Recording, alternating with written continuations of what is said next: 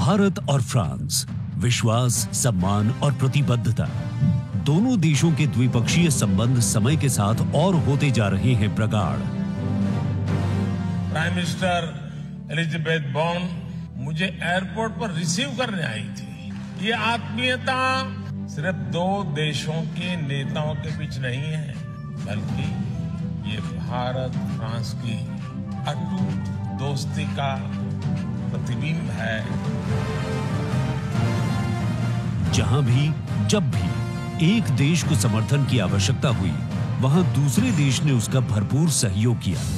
इस रणनीतिक साझेदारी के पूरे हो गए हैं 25 साल। फ्रांस भारत का दूसरा सबसे बड़ा डिफेंस सप्लायर। 1950 के दशक से ही फ्रांस सैन्य विमानन क्षेत्र में भारत के लिए एक विश्वसनीय भागीदार रहा है।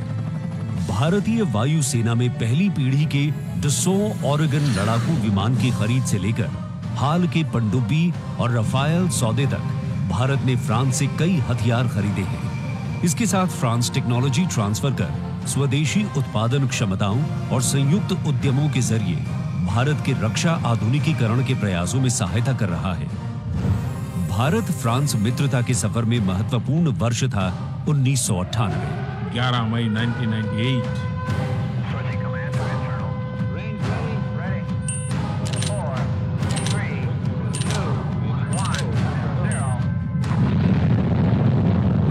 जब भारत ने एशिया में उभरती हुई महाशक्ति के रूप में परमाणु परीक्षण किया, तब तत्कालीन फ्रांसीसी राष्ट्रपति जैक शिराक ने भारत का साथ दिया। पिछले 2.5 दशकों में भारत फ्रांस रणनीतिक साझेदारी के तहत आपस में शांति, सुरक्षा, समुद्री सुरक्षा, जलवायु परिवर्तन, अंतरिक्ष, व्यापार, निवेश, शिक्षा और संस्कृति जैसे महत्वपूर्ण क्षेत्रों में सहयोग करते रहे हैं।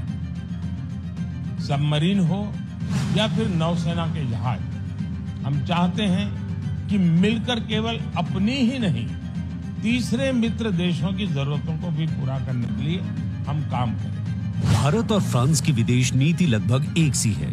दोनों ही देश स्वतंत्र रणनीतिक स्वायत्ता में यकीन करते हैं। सुरक्षा परिषद का स्थायी सदस्य होने की वजह से फ्रांस ने काउंटर टेररिज्म, आतंकियों पर लगाम लगाने और मिसाइल कंट्रोल रेजिम में भारत का साथ दिया है।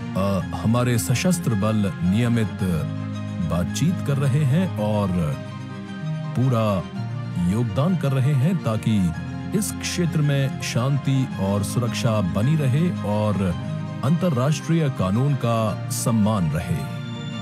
आपसी सौहार्द बनाए रखते हुए प्रधानमंत्री नरेंद्र मोदी ने 14 जुलाई को पेरिस में आयोजित फ्रांस के राष्ट्रीय दिवस समारोह बेस्टियर डे परेड में सम्मानित अतिथि के रूप में भाग लिया।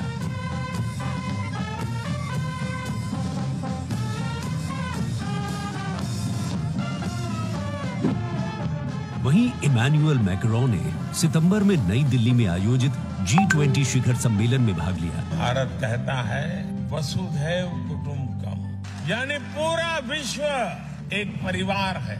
इसी भावना के साथ भारत और फ्रांस 21वीं सदी की अनेक चुनौतियों से निपट रहे। गणतंत्र दिवस समारोह में राष्ट्रपति मैक्रों की उपस्थिति भारत और फ्रांस के बीच संबंधों को और प्रगाढ़ करेगी और आने वाले वर्षों में सहयोग के नए रास्ते खुलेंगे।